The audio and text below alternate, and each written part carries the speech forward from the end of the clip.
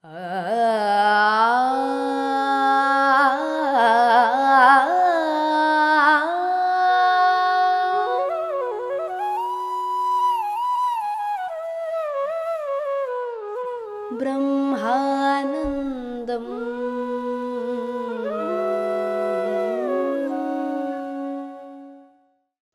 नमस्कार दोस्तों,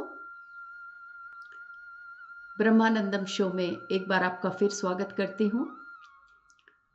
आनंद कर्णेश जी द्वारा रचित a thousand seeds of Joy इस किताब से हम आपस में विवेक बांट रहे हैं। दोस्तों,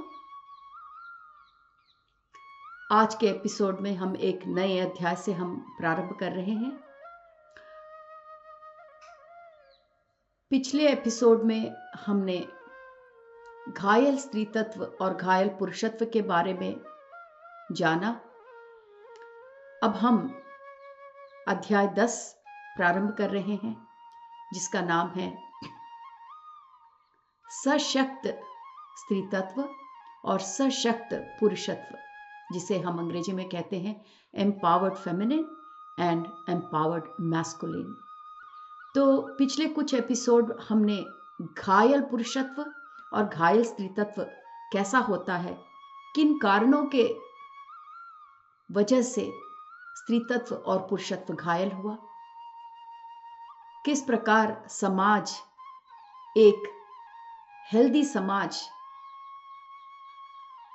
एक अनहेल्दी समाज के रूप में हमारे सामने आया, और उस अनहेल्दी समाज के क्या लक्षण हैं, ये सब हमने पिछले एपिसोड्स में जाना। दोस्तों, अब आज जिस अध्याय से हम प्रारंभ कर रहे हैं वो है सशक्त, घायल नहीं दोस्तों, अब हम सशक्त स्त्री तत्व और सशक्त पुरुषत्व की तरफ बढ़ रहे हैं। तो पिछले एपिसोड के अंत में दोस्तों, माँ ने हमें एक बात कही, अगर स्त्री जाति को व्यक्त करने का अवसर अधिक दिया जाए तो स्त्री जाति ये दबाव, ये अग्नि ऊर्जा का दबाव जो है महसूस न करते हुए अपने आप को अधिक से अधिक एक्सप्रेस करेंगी।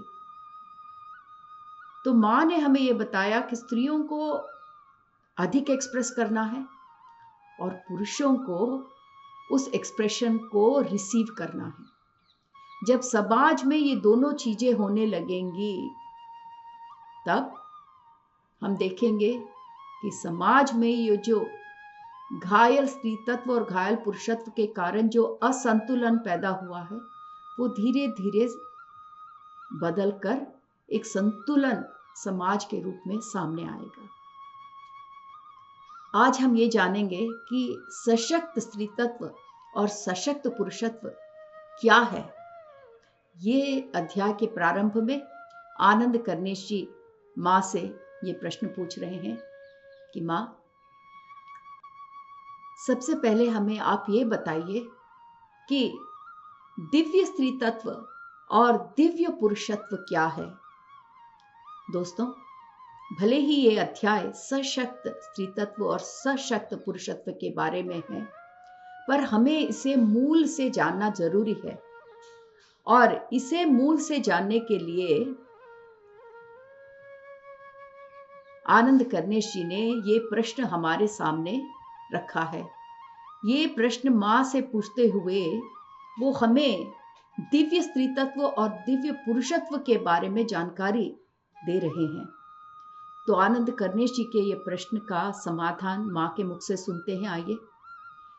माँ कहती है कि जो दिव्य स्त्री तत्व है जिसके बारे में बेटा तुमने मुझे पूछा है, वो एक ऐसा तत्व है जो सबको जोड़े रखता है।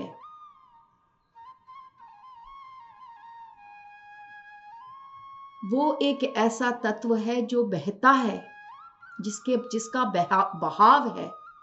बहाव का विपरीत क्या है दोस्तों? जो नहीं बहता, जिसको हम अंग्रेजी में स्टैग्नेटेड कहते हैं। जब कोई चीज बहती नहीं है तो वो बासी हो जाती है दोस्तों, उसमें से बदबू निकलने लगती है, वो सेहत के लिए ठीक नहीं रहती। नदी भी जब तक बहती रहती है, नदी की ऊर्जा बहती हुई बड़े ही सुंदर रूप से मानव कल्याण के लिए सामने आती है। पर जहां बहाव कम हो जाता है वहां पर हम देखते हैं कि वो सेहत के लिए ठीक नहीं है। तो ये जो दिव्य स्त्री तत्व है, माँ उसका उदाहरण हमें दे रही है कि जो स्त्री तत्व है वो एक ऐसा गुण है, वो सबको जोड़े रखता है। वो स्त्री तत्व हमेशा बहता रहता है, यानी कि एक चीज में रुका नहीं रह जाता। दिव्य स्त्री तत्व नर्चरिंग है, मतलब पोषण, जो पोषण का गुण है वही दिव्य स्त्री तत्व है। दिव्य स्त्री तत्व आनंद का रूप है, दिव्य स्त्री तत्व प्रेम का रूप है, दिव्य स्त्री तत्व मधुर, दिव्य स्त्री तत्व सुंदर है, दिव्य स्त्री तत्व श्रद्धालु है और दिव्य स्त्री तत्व हृदय का रूप है। एक संपूर्ण हृदय, वो हृदय जो भरा हुआ है वही स्त्री तत्व है। तो दोस्तों एक बार फिर स्त्री तत्व का रूप देखें।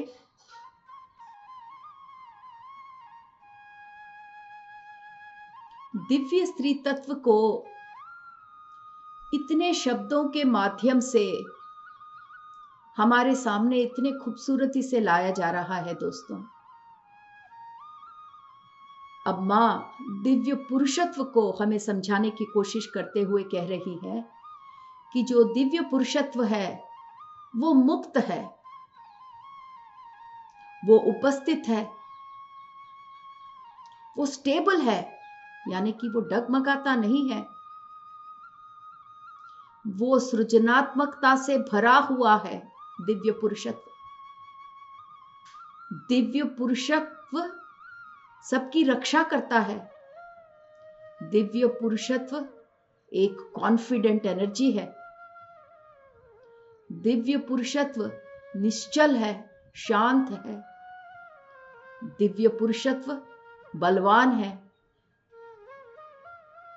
दिव्य पुरुषत्व श्रद्धालु है और दिव्य पुरुषत्व एक ऐसा तत्व है जो दिमाग से परे है। तो दोस्तों यहां पर दो चीजों का हमें गौर करना है। दिव्य स्त्री तत्व को समझाते हुए मां ने कितने गुणों का वर्णन किया है स्त्री तत्व के बारे में। अंत में मां ने ये कहा है कि जहां पर हृदय भरा रहता है वहां दिव्य स्त्री तत्व मौजूद है। और दिव्य पुरुषत्व के बारे में मां ने कितने गुणों के बारे में जिक्र किया कि दिव्य पुरुषत्व बलवान है, शांत है, प्रबल है। पर अंत में मां ने ये कहा, जिस अवस्था में हम दिमाग से परे हैं, जहां पर नो माइंड स्टेट, दिमाग का उपयोग नहीं किया जा रहा, वही दिव्य पुरुषत्व स्थिति है। तो हृदय का संपूर्ण रूप से भरा रहना अगर स्त्री तत्व है तो दिमाग का खाली रहना दिव्य पुरुषत्व है। दोस्तों ये दो चीजों को हमें बहुत अच्छी तरह से समझना होगा। ये सब समझाते हुए मां हमें आगे बढ़ते हुए ये बताती है कि ये जो दिव्य पुरुषत्व और ये दिव्य स्त्री तत्व की शक्तियां जो हैं वो कहां से आ रही हैं? चेतना के उच्चतम स्तरों से। चेतना की उच्चतम स्तर क्या है दोस्तों? हम सब जानते हैं कि ये सारी सृष्टि चेतनाओं का रूप है, विभिन्न रूप है। अगर हम स्तरों के रूप में समझे, अगर हम प्रकंपनों के, शक्ति प्रकंपनों के रूप में समझे, तो जहां पर शक्ति की अधिक प्रकंपना है वहां हम चेतना की शक्ति की अधिक प्रकंपना, वो हम हायर रेल्म्स, उच्चतम स्तर कहते हैं। और जैसे जैसे प्रकंपन कम होते जाते हैं, स्तर कम होते जाते हैं दोस्तों। तो यहाँ पर माँ ये कह रही है कि ये जो दिव्य स्त्री तत्व और पुरुषत्व की शक्ति है वो चेतना के उच्चतम स्तरों से बह रही है। और वो चेतना के उच्चतम स्तर क्या है दोस्तों? हमारे पूर्णात्मा, हमारे आत्मा। जहां से ये हमारी सृष्टि आरंभ हुई है। तो ये जो उच्चतम चेतना के स्तरों से ये जो दिव्य शक्ति बह रही है, ये धीरे धीरे उच्चतम स्तर से बहते हुए प्रकंपना के निम्नतम स्तरों तक पहुंचती है। प्रकंपना के निम्नतम स्तर कौन से हैं दोस्तों? हमारा मन, हमारा शरीर। तो ये शक्तियां अपने आप को एक्सप्रेस करते हुए हमारे शरीर द्वारा एक्सप्रेस करती हैं, अपने आप को हमारे मन द्वारा एक्सप्रेस करती हैं। तो जब ये चेतना की ये जो दिव्य पुरुषत्व और दिव्य स्त्री तत्व की ये जो शक्तियां हैं, जब हमारे पूर्णात्मा और हमारे आत्मा के स्तर से बहती हुई अपने आप को हमारे शरीर और मन के माध्यम से एक्सप्रेस करती हैं, तो ये हमारे सृष्टि में, हमारी दुनिया में सशक्त स्त्री तत्व और सशक्त पुरुषत्व के रूप में हमारे सामने आकर खड़ी हो जाती है। तो इसका मतलब क्या हुआ? इसका मतलब ये हुआ कि जो सशक्त स्त्री तत्व और सशक्त पुरुषत्व के बारे में हम बात कर रहे हैं, उसका स्रोत, उसका मूल क्या है दोस्तों? उसका मूल है दिव्य स्त्री तत्व और दिव्य पुरुषत्व। और ये कहां से आता है, ये दिव्य पुरुषत्व और दिव्य स्त्री तत्व? जो आगे जाकर सशक्त स्त्री तत्व और सशक्त पुरुषत्व के रूप में हमारे समाज में खड़ा है, वो हमारे चेतना के उच्चतम स्तर यानी कि हमारे आत्मा और पूर्णात्माओं से प्रारंभ होकर हमारे शरीर और मन के जरिए अपने आप को एक्सप्रेस करता हुआ हमारी दुनिया में सशक्त स्त्री तत्व और सशक्त पुरुषत्व के रूप में हमारे सामने आकर खड़ा हो जाता है। दोस्तों, आप समझ रहे हो कि ये सशक्त स्त्री तत्व और ये सशक्त पुरुषत्व का मूल क्या है? यहाँ माँ हमें और भी सुंदर रूप से इस बात को समझाने के लिए अद्भुत उदाहरण दे रही है। माँ कहती है कि अगर हम जंतु साम्राज्य, एनिमल किंगडम देखें, तो एनिमल किंगडम में, जंतु समाज में, जंतु साम्राज्य में जो पुरुष होता है वो बहुत ही कलरफुल होता है, बहुत ही सुंदर होता है, दिखने में बड़ा प्रबल, बड़ा शक्तिवान और बड़ा खूबसूरत दिखता है। अगर हम जंतु साम्राज्य में देखें तो, एनिमल किंगडम में। पर अगर हम इनवर्टिब्रेट में देखें, जिसके उन जंतुओं में जहां जिनकी रीढ़ की हड्डी नहीं रहती, जैसे कि मछली हुए, रेप्टाइल्स, सांप, पक्षी, उन्हें देखें तो यहां पर स्त्री प्रबल होती है। स्त्री मतलब उनका जो फीमेल वर्जन है वो प्रबल रहता है। तो कुछ समाज में, कुछ जंतु समाज में अगर मेल प्रबल है तो हमने देखा इनवर्टिब्रेट जैसे पक्षियां, एम्फीबियन जैसे सांप, मछलियां, इन समाजों में स्त्रियां प्रबल है।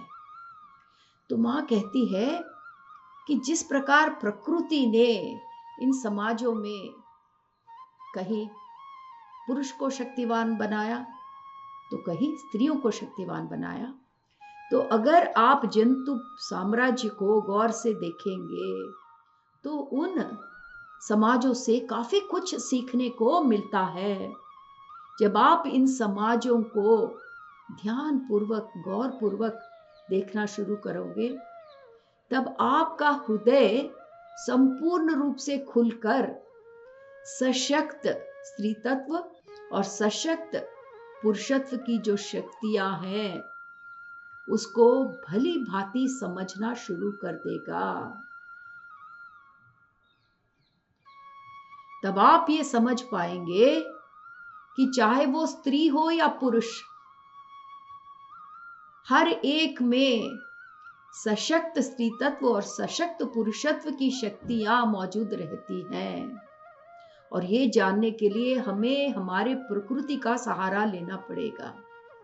जैसा कि माँ ने उदाहरण दिया है जंतु साम्राज्य के बारे में, एनिमल किंगडम के बारे में। तो यहाँ पर आनंद कन्नेश जी माँ से भी एक प्रश्न पूछ रहे हैं, माँ ये बात हमने अभी तक इतनी गौर नहीं दिया, जो बात आप कह रहे हैं कि कुछ समाजों में पुरुष प्रबल हैं, कुछ समाजों में स्त्रियां प्रबल हैं। जब हम मानव सोचने लगते हैं कि पुरुषत्व ऐसा होता है, स्त्री तत्व ऐसा होता है, पर हमें ये देखने को मिलता है कि जिसे हम पुरुषत्व कहते हैं कि प्रबल होना, आगे रहना, वो स्त्रियों में भी पाया जा सकता है। और जो गुण हम स्त्री तत्व से जुड़ा हुआ देखते हैं, उसे हम पुरुषों में भी देख पाते हैं। कहाँ?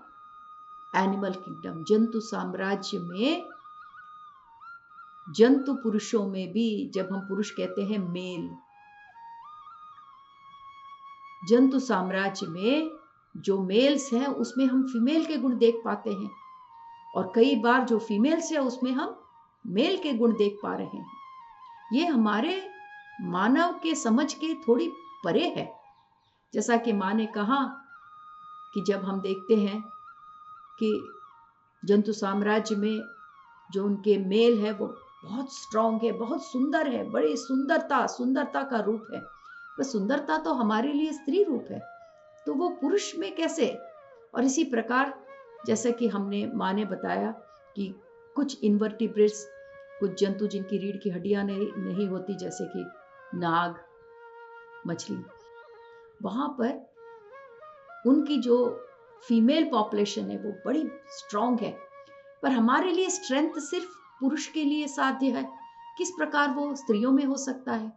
तो ये सब जंतु साम्राज्य को देखकर हमें समझ में आता है कि जो स्त्री तत्व है वो सिर्फ स्त्रियों में नहीं, पुरुषों में भी पाया जाता है। और जो पुरुषत्व है वो सिर्फ पुरुषों में नहीं, वो पुरुष तत्व स्त्रियों में भी पाया जाता है। माँ कह रही है, सही समझा बेटा आपने। दिखने में लैंगिक रूप से स्त्री पुरुष अलग हो सकते हैं, सेक्सुअलिटी के रूप में, सेक्सेस के रूप में हम ये कह सकते हैं कि ये स्त्री है, वो पुरुष है। पर जब हम शक्तियों के बारे में बात करते हैं, स्त्री शक्ति और पुरुष शक्ति, वो वहां पर हम ये नहीं कह सकते कि स्त्री शक्ति सिर्फ स्त्रियों में रहती है और पुरुष शक्ति सिर्फ पुरुष में रहती है। माँ कहती है, एक बार मैं दोबारा ये बात कहना चाहूंगी कि दोनों स्त्री तत्व और पुरुषत्व की जो शक्तियां हैं वो हर एक मनुष्य में उपस्थित है, चाहे वो पुरुष हो, चाहे वो स्त्री हो, या फिर ट्रांसजेंडर। तो ये बात हमें माँ ने पहले ही समझा दी कि ये पुरुष हो या स्त्री हो, स्त्री तत्व और पुरुषत्व की शक्तियां हर एक में उपस्थित है। तो आनंद कन्नेश जी माँ से ये पूछ रहे हैं कि माँ, ये जो पुरुष और स्त्री के बीच का ये जो फर्क है, जो हम कहते हैं कि स्त्रियां ऐसी होती हैं, पुरुष ऐसे होते हैं, ये फर्क स्त्री तत्व और पुरुषत्व की जो शक्तियां हैं उसमें नहीं है। आप यही तो हमें समझाने की कोशिश कर रहे हैं। माँ कहती है, सही बात है बेटा, भौतिक रूप से आप स्त्री और पुरुष को अलग अलग कर सकते हैं, पर जहां तक स्त्री तत्व और पुरुषत्व की शक्तियों की बात आती है, उसे आप स्त्री और पुरुष के माध्यम से अलग अलग नहीं कर सकते हैं। माँ कहती हैं कि कई बार जब आप सुपरमार्केट या कहीं जाते हो शॉपिंग करने के लिए, और अब आप एक छोटे से बच्चे को देखते हो, तो आपके मन में ये प्रश्न उठता है, अरे लड़का है या लड़की? क्योंकि छोटे बच्चे, उनका जो वेशभूषा है, वेशभाषा है, वो उससे आप समझ नहीं पाते कि वो लड़का है या लड़की, क्योंकि छोटे बच्चे सब एक जैसे ही लगते हैं। तब आपके मन में ये प्रश्न उठता है कि लड़का है या लड़की, क्योंकि आपके जो सोच है, आपकी जो सोच व्यवस्था है कि अगर लड़का है तो वो एक ढंग का कपड़ा पहनेगा, लड़की होगी तो वो दूसरे ढंग के कपड़े पहनेगी। तो बचपन से ही आपके जो सोच विचार हैं बच्चों के लिए, उच्च सोच विचार के कारण वो बच्चा अपने आप को एक प्रकार की शक्ति के सामने समर्पण कर देता है। तो माँ का कहना यह है कि बच्चे अपने आप को डिफरेंशिएट नहीं करते कि मैं लड़का हूं या लड़की, इसीलिए उनमें जो स्त्री तत्व और पुरुषत्व की शक्ति है वो समान रूप से, संतुलन रूप से बहती रहती है। पर हमारी जो सोच व्यवस्था है, हमारे सोचने का ढंग है कि जैसे ही हम बच्चे को देखते हैं ये लड़का है या लड़की, क्या फर्क पड़ता है लड़का है या लड़की पर, फिर भी हमारी सोच व्यवस्था उन्हें अलग अलग करने की कोशिश करते हैं। इसी सोच व्यवस्था के सामने हर बच्चा घुटना टेक देता है और या तो स्त्री शक्ति या पुरुष शक्ति उस एक के आगे अपने आप को समर्पण कर देता है।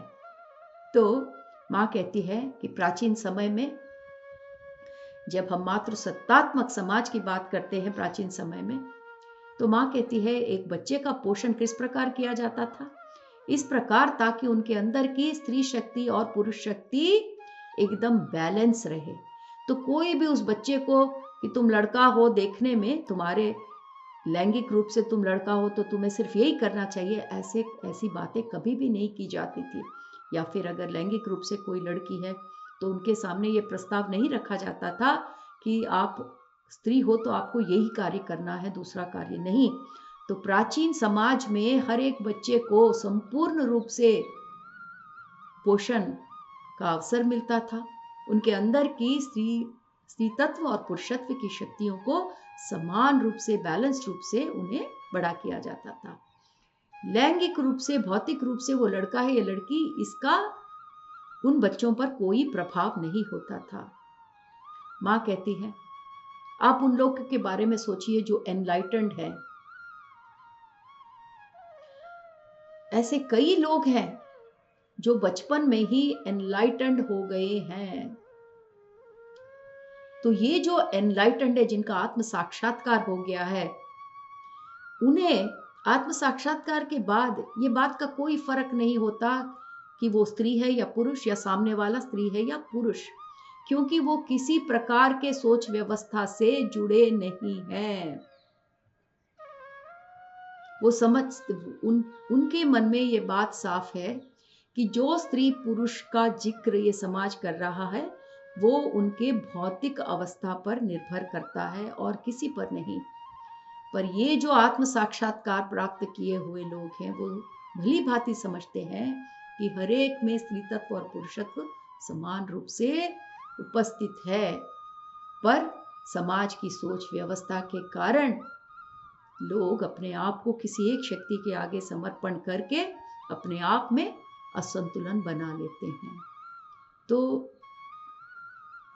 माँ कहती है कि जो लोग इस सोच के परे गए, मतलब जो इस स्त्री और पुरुष के भौतिक रूप के सोच से भी आगे बढ़ते हैं, वो उस महानता को प्राप्त किए, उस महानता से जुड़े रहे। तो माँ कहती है कि कई बार वो अपने लैंगिकता के बारे में ही प्रश्न करने लगते थे, क्योंकि उनके लिए लैंगिकता से परे उनकी सोच थी। उन्होंने कभी भी अपने आप को स्त्री या पुरुष के बंधन में नहीं बांधा। उनके अंदर का जो आनंद था वो स्त्री और पुरुष के समान संतुलन से बना हुआ परमानंद था। और वो जो एकत्व उनके अंदर था, स्त्री और पुरुष के शक्ति का एकत्व, जब उन्होंने उस एकत्व के आगे अपने आप को समर्पण किया, तो एकत्व के आगे जब अपने आप को कोई भी सरेंडर करता है दोस्तों, तो वहां जो आनंद उठता है वो शून्यता का आनंद है। और शून्यता क्या है दोस्तों? समस्त सृष्टि का मूल है शून्यता। और शून्यता में न कोई स्त्री है न पुरुष है दोस्तों। शून्यता में सब कुछ है और कुछ भी नहीं है। इसलिए जो संगीत उनके शून्यता से निकली, उस संगीत से हर एक जुड़ गया। ना ही सिर्फ स्त्री और पुरुष, बल्कि हर एक प्राणी इस सृष्टि का बीथोवन के संगीत से अपने आप को जोड़ सका, उस माधुर्य से जोड़ सका। उस शून्यता के अद्भुत संगीत में अपने आप को समा सका। तो दोस्तों, आज का एपिसोड हम यहाँ समाप्त करते हैं। अगले एपिसोड में हम सशक्त स्त्री तत्व और सशक्त पुरुषत्व को और भी करीब से जानने की कोशिश करेंगे। धन्यवाद।